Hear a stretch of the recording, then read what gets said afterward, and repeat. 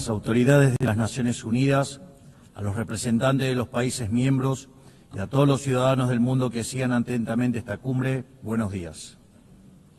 El año pasado me paré ante ustedes en esta misma asamblea y presenté una nueva orientación en política exterior para la Argentina.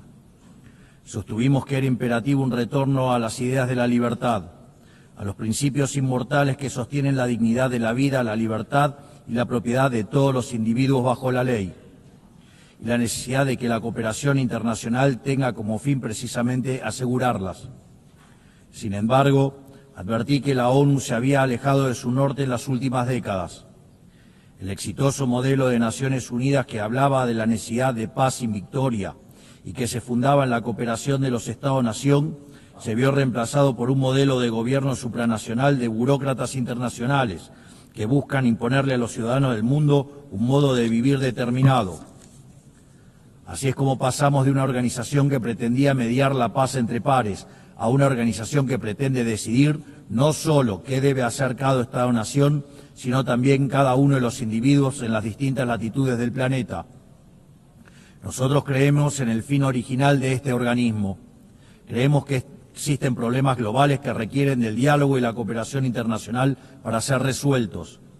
Pero para eso debemos rechazar estas extralimitaciones que a menudo acompañan a las agendas nobles.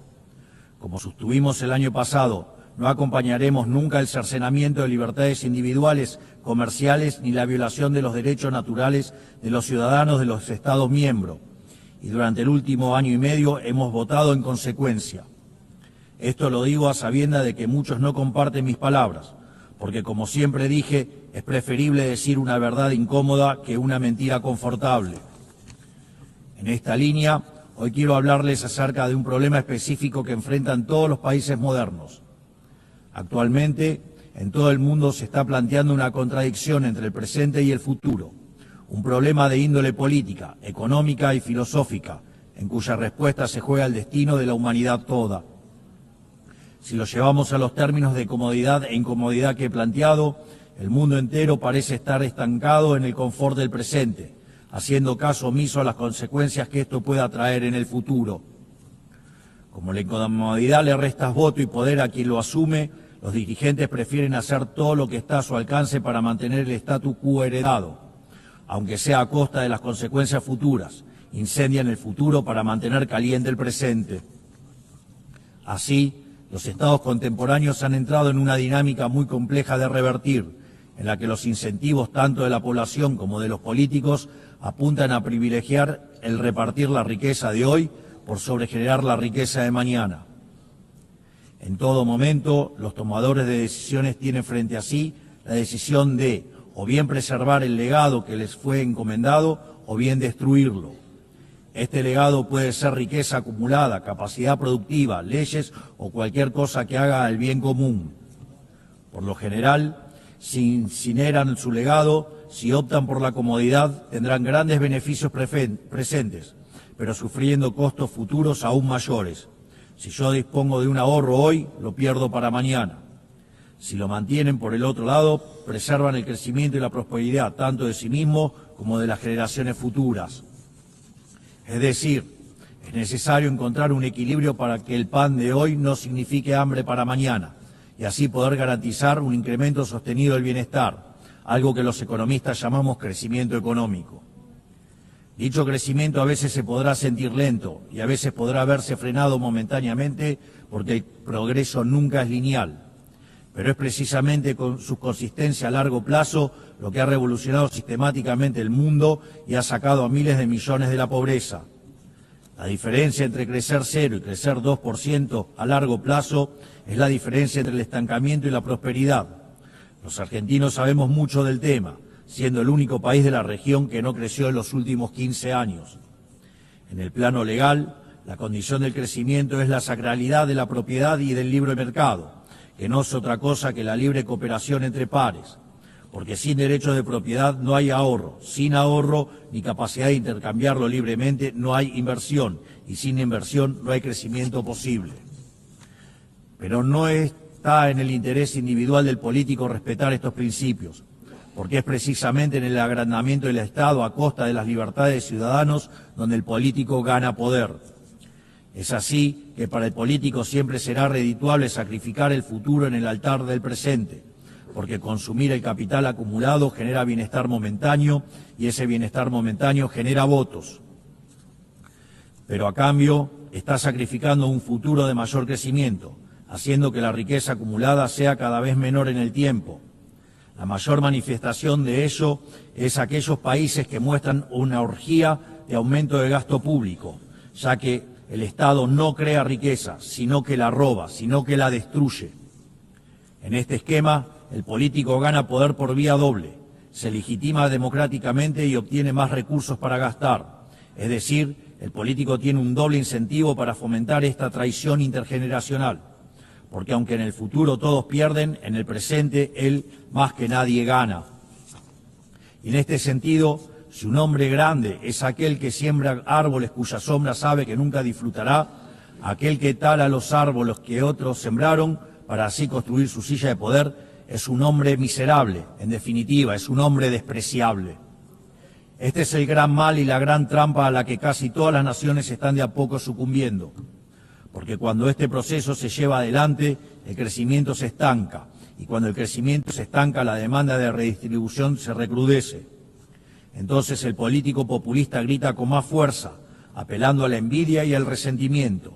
El final de este proceso es ver jóvenes desamparados, sofocados por el peso de un Estado que saben que solo está allí para explotarlos. Lamentablemente, las medidas de expansión fiscal, la expansión monetaria y la expansión del poder estatal por sobre el de los individuos conforman un patrón que se está repitiendo en todos los países, sobre todo en aquellos que componen el mundo libre. Pero el problema no es solo de política económica.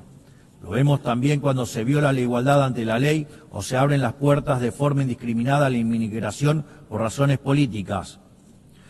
Contrariamente a lo que es la inmigración, en este caso se trataría de invasión. Y los organismos de cooperación internacional, de los cuales esta organización forma parte, tampoco son ajenos a este problema. Con el correr de los años, esta organización ha ido adquiriendo funciones ajenas a su espíritu fundacional. Ha ido creando capa sobre capa de organismos, agencias y programas hasta alcanzar una hipertrofia de administraciones que son poco efectivas a la hora de resolver los problemas para los cuales fueron creadas. Así, se engrosan las responsabilidades de la ONU, se engrosan los aportes recibidos por parte de las naciones miembros y se redujeron los resultados palpables que esta organización tenía para ofrecerle al mundo. A este cóctel de incentivos cruzados se le suma que, a diferencia de los primeros mandatarios nacionales, las organizaciones internacionales nadie rinde verdaderamente cuentas por fallar en la resolución de un problema. Esta contradicción entre grandes objetivos y resultados magros ha generado una erosión del prestigio de esta casa y de otras. Sin ir más lejos, los malos resultados de la Agenda 2030 dan testimonio de esto que describo. Lo que persiste en la práctica es un ciclo de estructuras que se reciclan, recursos que se multiplican y metas que se reprograman. Por esta razón, la Argentina decidió en su momento apartarse de este proceso, porque veíamos en esta agenda un malgasto de recursos escasos, con fines que no compartíamos y con el efecto de distraer la atención de las dificultades reales de un mundo encaminado al estancamiento. Es mi deber advertir contra este mal porque en Argentina lo vivimos hasta su consecuencia natural. Llegamos al fin del cómodo camino al que conduce desentenderse el futuro, o sea que venimos de un futuro que para ustedes aún no ha terminado de llegar. Y quiero decirles que están a tiempo de evitarlo, porque ninguna sociedad puede sobrevivir si incendia el futuro para calentar el presente. En mi país hemos aprendido por las malas una lección muy valiosa. Durante décadas se hipotecaron flujos futuros en función de repartir stock en el presente. En 2023 llegamos finalmente al largo plazo de 100 años consecutivos de hacer las cosas mal, de pasar la cuenta de mano en mano hasta que no quedó quien la pague. Y todo eso, sumado a lo que les conté previamente, terminó quebrando a nuestro Estado. Producto de esa implosión, durante el último año y medio tuvimos la gigante tarea de administrar la escasez extrema. Y hoy estamos por primera vez en décadas haciendo lo que hay que hacer para que el futuro sea mejor. para lo cual la única fórmula es hacer lo contrario a lo que se hizo en el pasado. A esto se le contrapone el resto de la política, que nos demanda hacer lo mismo que hacían ellos y que también nos arrastró hacia la decadencia, hipotecar el futuro para satisfacer demandas presentes. Ellos quieren que apliquemos lo que hicieron 1000 veces y nos trajo hasta aquí. Pero quiero dejarles en claro que Argentina hoy tiene un gobierno que decidió emprender el camino correcto, aunque sea el más difícil, porque la prosperidad y el progreso de nuestro pueblo no puede postergarse más. No somos, sin embargo, los únicos que estamos tomando las decisiones difíciles que este momento histórico demanda. El presidente Trump en Estados Unidos también entiende que es el momento de revertir una dinámica que estaba llevando a Estados Unidos a una catástrofe. Y sabemos que una catástrofe en Estados Unidos es una catástrofe global. Su férrea y exitosa política en términos de ponerle un freno a la inmigración ilegal lo deja más que claro. Entiende que debe hacer lo necesario, aunque a muchos no les guste, antes de que sea demasiado tarde. En otros países, por ejemplo, ya es demasiado tarde para esta decisión. No solo eso, sino que también está llevando adelante una reestructuración sin precedentes de los términos del comercio internacional, una tarea de magnitudes titánicas que hacen al corazón del sistema económico global, porque este sistema estaba depredando el corazón industrial de su país y sumiéndolo en una crisis de deuda sin parangón. Más aún, está llevando adelante una limpieza de la captura institucional del Estado americano, porque en el mismo se habían infiltrado facciones de izquierda que atentaban contra cualquier programa de reforma por más necesario que fuera. Este tipo de desafíos que tanto el presidente Trump como yo estamos abordando tienen un denominador común que todos los países del mundo e incluso las organizaciones supranacionales deben enfrentar. Deben encontrar la manera de recuperar un interés por el futuro y no sucumbir a la tentación de solo atender el presente. Esto es algo que las grandes naciones de Occidente durante mucho tiempo practicaron y necesitamos recuperar. Hace falta volver a las bases. Debemos recuperar una noción de lo prioritario, acompañado por recuperar una noción de hacer lo difícil y correcto por sobre lo fácil y cómodo. Tal como dije anteriormente, esto también es cierto para los distintos organismos internacionales que han sido incorporando gradualmente este accionar en su ecosistema. Creo que hablo por todos al decir que nos gustaría que la ONU lidere este cambio de paradigma, regresando a las bases que la han convertido en la gran organización que supo ser en el pasado. Por eso, quisiera humildemente poner a disposición de esta Asamblea 4 principios que creemos pueden ser útiles para seguir en pos de este objetivo. 1. Principio del mandato esencial. La misión central de la ONU es preservar la paz y la seguridad internacional. Todo lo demás debe concebirse como complementario a ese fin. La gestión estratégica de los recursos de esta institución requiere, por lo tanto, apegarse a esas prioridades, no a otras. 2. Principio de subsidiariedad internacional. La ONU debería intervenir sobre un tema únicamente cuando sea evidente que el problema excede de manera demostrable las capacidades de acción nacional. En todos los demás casos corresponde devolver la iniciativa a los Estados, que son quienes poseen legitimidad democrática y responden ante sus pueblos. 3. Principio de eficiencia institucional. Así como la Argentina ha iniciado un proceso de optimización del Estado, eliminando estructuras redundantes y devolviendo recursos a los contribuyentes, entendemos que la ONU necesita un camino similar. Ello implica la realización de auditorías confiables, el cierre de programas ineficaces, la consolidación de agencias únicas y un financiamiento condicionado a resultados verificables. 4. Principio de simplificación y racionalización normativa. La paz no es solo ausencia de conflicto, requiere sociedades prósperas. La cooperación internacional no debe transformarse en un obstáculo para el crecimiento económico y la generación de oportunidades. Por ello, solo debemos apoyar iniciativas que no restrinjan la capacidad de los Estados de liberar sus fuerzas productivas, atraer inversión y fomentar el comercio, que son el camino más exitoso para reducir la pobreza. Creemos que estos 4 principios serían grandes valores para reencauzar esta organización, para que así pueda perdurar y traer resultados palpables en el tiempo. Para finalizar, quiero recordar 4 cuestiones sensibles y de vital importancia para la República Argentina. En primer lugar, quiero reiterar nuestro reclamo legítimo e irrenunciable sobre la soberanía de las Islas Malvinas, Georgias del Sur, Sandwich del Sur y los espacios marítimos circundantes que permanecen ocupados ilegalmente. A pesar de los 80 años que pasaron desde la creación de esta organización, situaciones coloniales como esta siguen sin ser resueltas. Por lo que invitamos al Reino Unido a reanudar las negociaciones bilaterales, de conformidad con la resolución 2065 de esta misma Asamblea General, junto con todas las resoluciones posteriores que la acompañan.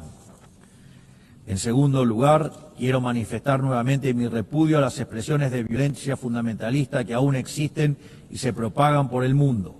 En Argentina ya sufrimos este horror con los ataques de la Embajada de Israel y la AMIA en los años 1992 y 1994 respectivamente. Por eso instamos a la comunidad internacional a fortalecer la cooperación jurídica para garantizar que las circulares rojas de Interpol sean respetadas y que los responsables de dichas atrocidades puedan comparecer ante la justicia, ayudándonos a terminar de cicatrizar esta dolorosa herida en la historia de nuestro país.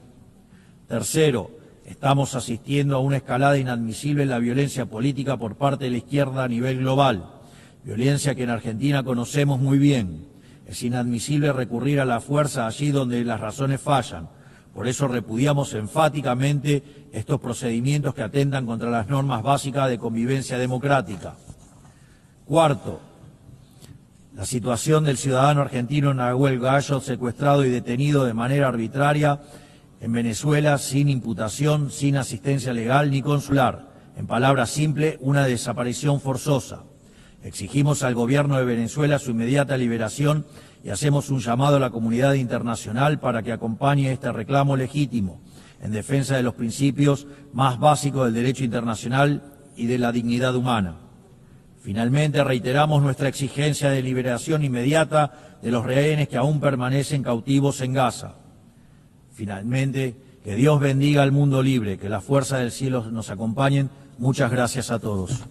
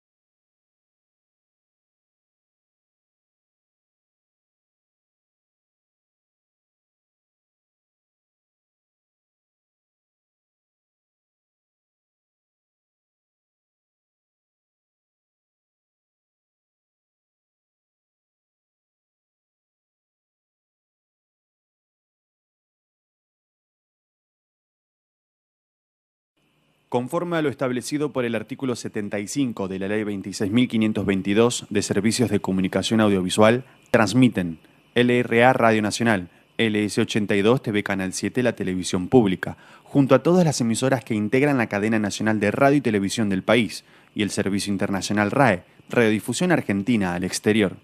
En el marco de la presentación del Presupuesto Nacional 2026, el señor Presidente de la Nación, Dr. Javier Milei, brindará un mensaje para todos los argentinos. Argentinos, buenas noches. Conforme a lo que dicta nuestra Constitución Nacional, esta noche estaremos enviando el proyecto de presupuesto de 2026 al Congreso de la Nación para su evaluación. Este presupuesto sostiene, al igual que el presupuesto enviado el año pasado, el equilibrio fiscal. Hoy, el futuro de la Argentina depende fundamentalmente de una sola cosa: que el pueblo y la política se comprometan con el orden fiscal. Si respetamos el equilibrio fiscal, si logramos ese consenso básico, tenemos asegurado un crecimiento inimaginable luego de décadas de estancamiento. Si fallamos, volveremos a caer en el pozo de la inflación descontrolada y la destrucción de toda expectativa sobre el país. En este sentido, el presupuesto nacional no es un mero proyecto de ley, es la ratificación de nuestro compromiso inquebrantable con sacar al país adelante.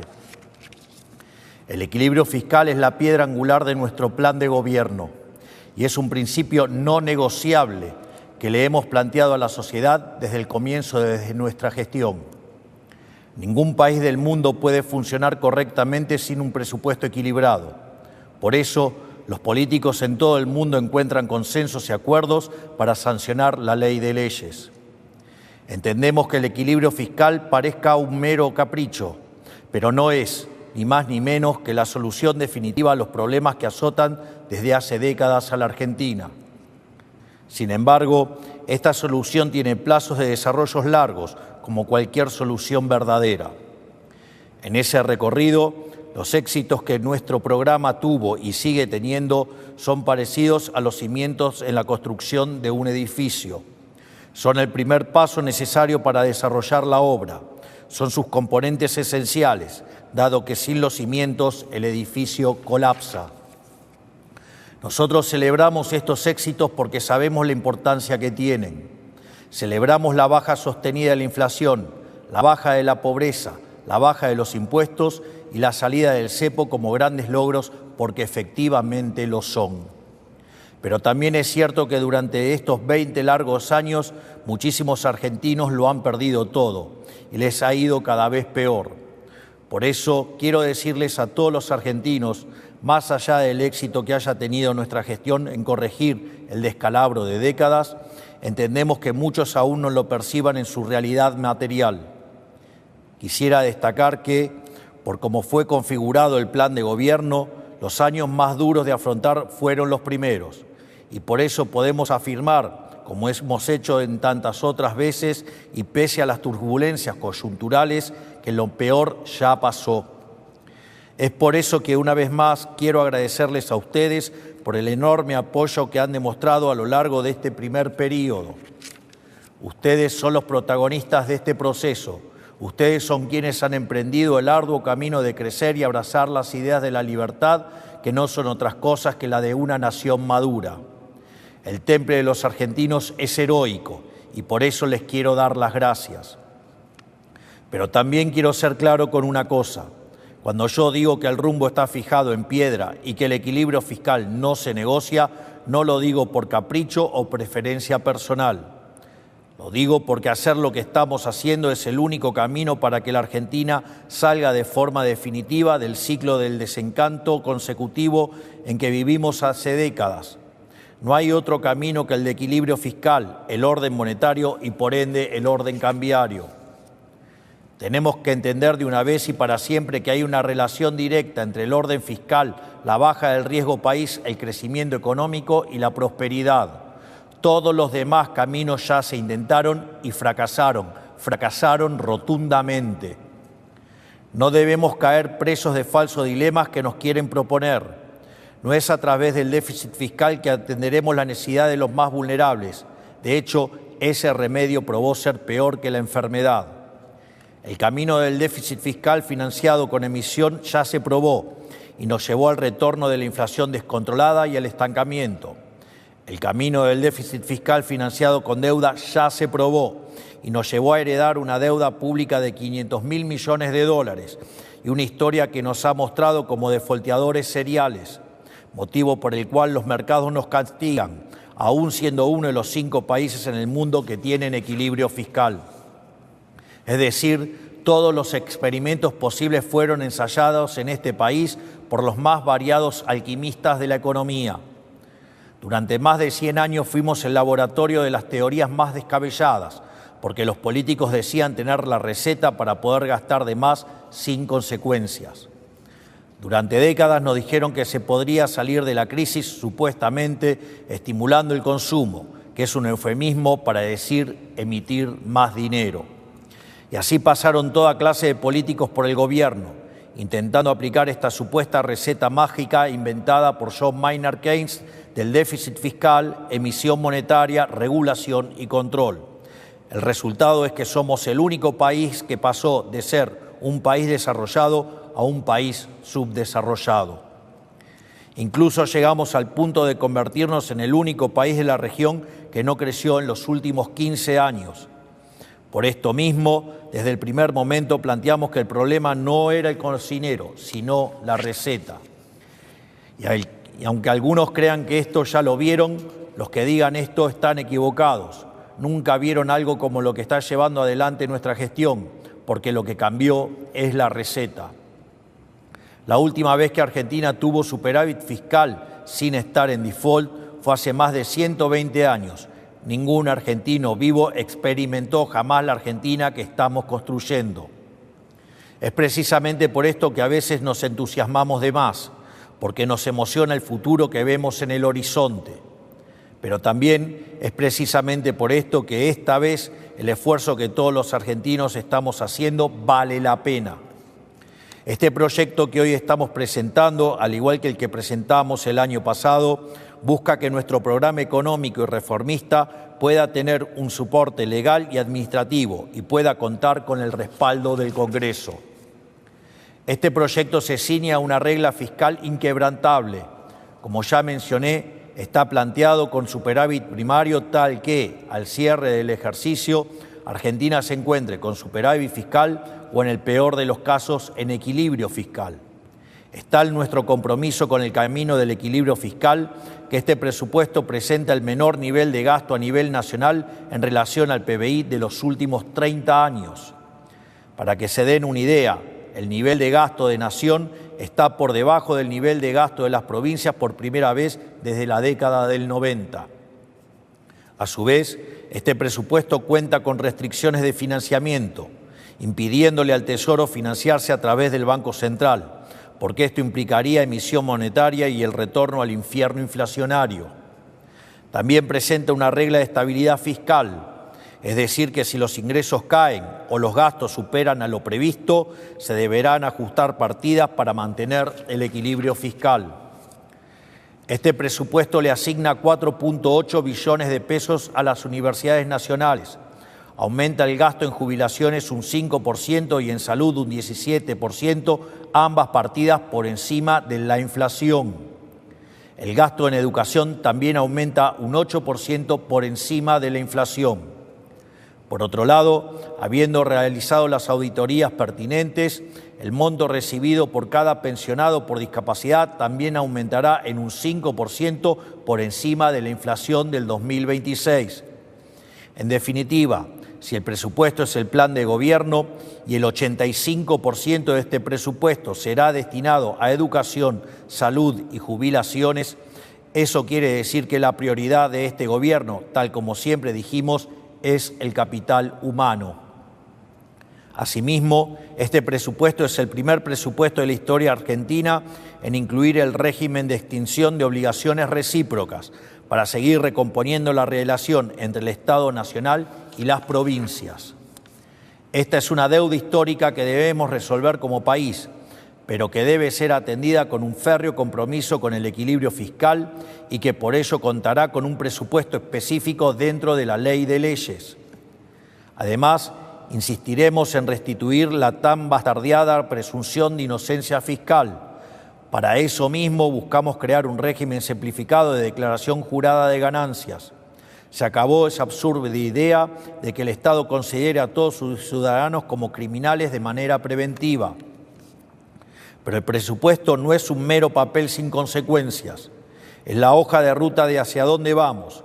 Y por eso es importante que los argentinos entiendan cómo es un país con equilibrio fiscal y sin inflación. Solo por haber alcanzado el equilibrio fiscal y por mantenerlo a lo largo del tiempo, Argentina alcanzaría, según diversos estudios, una base de crecimiento del 5% anual. Para poner en contexto, entre 2011 y 2023, el PBI per cápita de Argentina cayó poco más de 10%, mientras que en países vecinos creció un 15% o un 20% en el mismo periodo. El orden fiscal y el superávit son la diferencia entre poder soñar con un futuro mejor o vivir encerrados en un tormentoso y decadente presente. Y si al equilibrio fiscal le sumamos las reformas que queremos llevar adelante, podríamos estar hablando de un crecimiento del 7 u 8% anual de manera sostenida. Para que se den una idea, crecer a esas tasas implicaría que en 10 años nos pareceríamos a países de altos ingresos. En 20 años estaríamos entre los países más ricos del mundo y en 30 años estaríamos en el podio de las potencias mundiales. Pero eso no sucedería por arte de magia, ni existe una fórmula mágica para que todo ese progreso se materialice hoy. Necesita de tiempo para que el trabajo pueda adquirir cada vez mayor valor. Porque como ya hemos dicho en alguna ocasión, Roma no se construyó en un día. Esto que estamos planteando no es una quimera, es lo que podemos lograr si conseguimos los consensos necesarios para hacer las reformas de fondo que el país necesita. Estoy seguro que trabajando codo a codo con los gobernadores, diputados y senadores que quieren una Argentina distinta, vamos a lograrlo. El superávit es, por ejemplo, lo que nos permitirá otorgar financiamiento del Tesoro para aquellos actores del sector privado que quieran invertir en el país en las grandes concesiones que vamos a llevar adelante. Es decir, por primera vez en décadas, en vez de que el sector privado financie al sector público, este superávit primario permitirá al sector público financiar al sector privado para que desarrolle obras fundamentales que hacen a la infraestructura y logística del país. Argentina es un país que tiene mucho para ofrecerle al mundo y que durante décadas se negó a comerciar con el resto del planeta. Debemos emprender el camino que emprendieron todos los países que actualmente son prósperos y buscar inundar el mundo exportando nuestro talento. Por el contrario, si decidimos abandonar este círculo virtuoso del equilibrio fiscal y el crecimiento económico para volver al sendero del déficit, el endeudamiento, la emisión y o suba de impuestos, volveremos al estancamiento y la inflación que caracterizaron a nuestro país durante tantos años y que nos sumieron en la más abyecta pobreza. Por eso mismo Argentina debe, de una vez por todas, abandonar el autosabotaje económico constante de las últimas décadas. Debemos abandonar el pensamiento mágico. No es posible reinventar la rueda. Nadie tiene la culpa de nuestros problemas más que nosotros mismos y nadie más que nosotros mismos puede salvarnos. Dependemos exclusivamente de nuestro esfuerzo y nuestro compromiso con hacer de una vez por todas las cosas bien. Porque ya no nos queda ninguna otra opción. Es hora de asumir finalmente que si queremos que haya menos pobreza, necesitamos más empleo. Si queremos que haya más empleo, necesitamos que haya más empresas invirtiendo. Y si queremos que haya más empresas invirtiendo, tenemos que dejar de ver a los empresarios como enemigos públicos. En lugar de esto, debemos generar las condiciones para que las empresas puedan prosperar y ganar dinero sin que vean amenazados sus derechos de propiedad. Y esas condiciones también implican, por definición, menores tasas de interés, que no se logran emitiendo dinero, sino reduciendo el riesgo país en base al equilibrio fiscal y estimulando el ahorro. Porque una empresa que no gana dinero es una empresa que cierra o una empresa que directamente nunca se abre. Y eso es lo que sucede cuando se les suben sistemáticamente los impuestos, se torpedea el equilibrio fiscal haciendo subir el riesgo país, se vulneran los derechos de propiedad y se les cambia las reglas de juego sobre la marcha como hemos hecho durante tantas décadas. Finalmente, quiero terminar con una breve reflexión. Nos ha costado mucho llegar aquí. Todos hemos hecho enormes esfuerzos para salir del pozo en el que estábamos cuando asumimos. De hecho, los sueldos del Poder Ejecutivo están congelados desde la misma fecha en que hemos asumido. Por lo tanto, sabemos que el camino es arduo, pero también sabemos que el rumbo es el correcto.